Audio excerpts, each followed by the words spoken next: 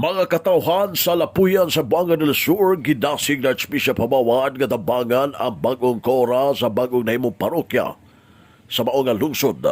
Gidasig sa Apostolic Administrator sa Diocese sa Pagadian ang katawhan sa Lapuyan sa Zamboanga del Sur nga Tabangan ang bagong Padre Kora nga sa Reverend Father Butch in Chavez sa bagong namugna nga parokya nga mao ang Immaculate Conception Quasi Parish sa Lapuyan sa Zamboanga del Sur. Gipayag na Archbishop Martin Sarmento Jumoad DD ato sa Santos Gabisa og installation kagapong adlaw sa Lapuyan sa Zamboanga del Sur sa bag-o rinig Kora Paruko nga pinugdanon nga Tabangan sa ilang parokya tungod kay ang tumong og tuyo nga no gibutangan og pari ang Lapuyan sa Zamboanga del Sur aron nga pagluwas sa mga kalag og nahimo kining quasi parish kay kaniad to underman kini sa parokya sa Margo sa Tubig sa Zamboanga del Sur. Apan karon gibutangan kay kini og pari ang Lapuyan sa Zamboanga del Sur nga makig-uban sa katawhan aron nga maluwas ang kalag sa katawhan. Ginugang pa Archbishop Jumoad nga kung mutabang og dili manabi og dili magbagulbol og dili usab kung dili usab ganahan mutabang dili pugson. Mutabang kay mas maayo man ang kinasingkasi ang pagtabang kay mas mo panalangin ang Ginoo sa mga tao nga kinasingkasi nga mutabang. O naghangyo usab ang Arsobispo nga Tabangan si Father Butch in Chavez nga makapabarog og konvento og naghinaot ang Arsobispo nga kinipuy-an nga diwa sa pagtinabangay kay ang simbahan mibutang man og pari aron maluwas ang kalag sa katawhan og nang hinaot ang nagunang magbalantay og Apostolic Administrator sa Diocese sa Pagadian nga tabangan usab nila ang gibutang nga pari nga si Father Butch in Chavez sa mga proyekto unya labi na ang pagpabarog og konvento sa maong parokya sa Immaculate Conception Quasi Parish sa Lapuyan sa Zamboanga del Sur. Ano yung tumig kamaypayag sa Arsobispo sa Archdiocese of Ozamis Most Reverend Martin Sarmento Jumoad DD nga mo sa Apostolic Administrator sa Diocese sa Pagadian. Nalipay ba kamo nga kamo karon doon na nag-iimo puyo nga pare binhi sa inyong simbahan? Nalipay. O gamay na maging namakpak lagi nga nalipay.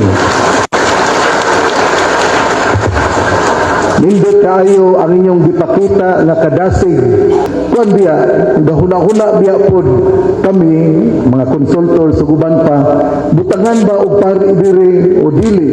Unya kay ni volunteer yun si Father Butch sa to ka kinasing-kasing o puno sa kalipay nga siya mihalad sa iyang kaugalingon o ginaot usab nga kamo mutambayayong o mutabang yun kaniya. Atong pakpakan si Father Butch. Ako nang gikaingon, ako yung tabangan. Kay samtang nagtanaw ko dinhi, nindot man ang inyong simbahan. Kunya, nisulod ko dito sa kumbento, nindot-nindot mampod. Kinautunta nga kining mapabarog yun o mahimog yung nindot ang kumbento. Rectory gunagod basta kumbento para sa madre, rectory ang tawag para sa mga kaparian. Mauna nga nindot-nindot o hinaot nga mas maanindot pag yun ni pinagi sa inyong pagtabang o pagtambayayong. Yung duman na to nga kining dunat gitari ang dibutang dinhi sa usa ka pananaw nga siya mao ang maningkamot aron dunay gitawag og trabaho sa pagluwas sa mga kalag. Hinundumin yun na nato nga the prime duty, the prime role why the church has gifted you with the priest is because of salvation of souls. Tungod kay ato gayon nga katungdanan sa simbahan nga moadto gayon sa peripheries sa mga lugar diin dili kayo adtuan sa pari. Mao na nga atong gibutangan og pari dinhi aron makaadto gid siya. Aga tipi kamay payag sa Arsobispo sa Archdiocese of Ozamis nga sa Apostolic Administrator sa Diocese sa Pagadian Most Reverend Martin Sarmento Jumoad DD. Samtang sa pikas bahin gipayag usab ni Father Butch in Chavez ang iyang pagpasalamat ngadto sa mga katawhan ilabi na sa Lapuyan sa Zamboanga del Sur sa mainiton nga pagdawat nini sa maong bag-ong parokya nga natukod ang parokya o ang Kwasay Parish sa Immaculate Conception o naghinaot kini nga alang kiniya usab first time usab diyang mag-ugbad o bag-ong mamahimong parokya. Apan dili kini lusod kun anaa ang suporta o pagtinabangay pinagi sa Katawhan, pinagi sa koordinasyon, kooperasyon sa Katawhan, dili layo nga makamugda sila o bag-ong konbento o mga proyekto sa parokya sa Immaculate Conception Parish sa Lapuyan, Zamboanga del Sur. Ilabi na ang kumbento o positibo kini nga ila mahimo pinaagi sa grasya gikan sa Ginoo o nga panalangin sa patrona sa Lapuyan ang Immaculada Concepcion.